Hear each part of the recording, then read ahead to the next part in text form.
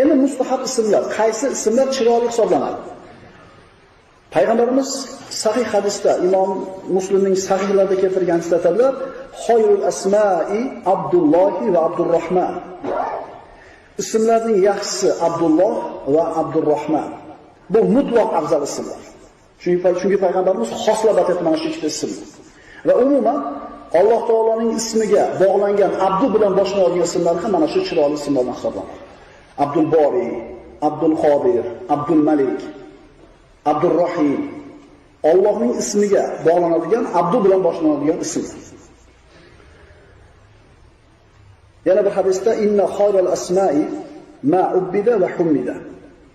Albatta ismlarning yaxshilari Abdu bilan boshlanadigani va hamd bilan aytiladigani. Ya'ni man o'ziga so'zni hamd Abdullah tushunadi. Endi 3 ta hamd ati bor: Ahmad, Muhammad, Mahmud. Bu uchala ismning o'ziga hamd kalimasidan kelib chiqadi va uchalasi ham payg'ambarimiz sollallohu alayhi vasallamning ismlari.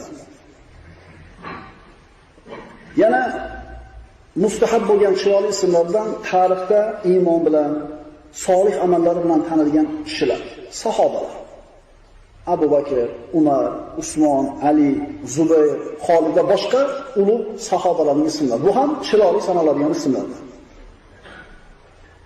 Yana mustahab bo'lgan ismlardan Nabiy sollallohu alayhi vasallamning ahli baytining a'zolarining ismlari, oilasining a'zolarining ismlari. Chunki mana shu insonlarni yaxshi ko'rganligimizdan qo'yamiz ismlarini.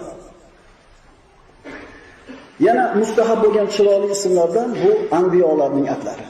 Ibrohim, Ismoil, Zakariya, Solih, Yahyo va boshqalar.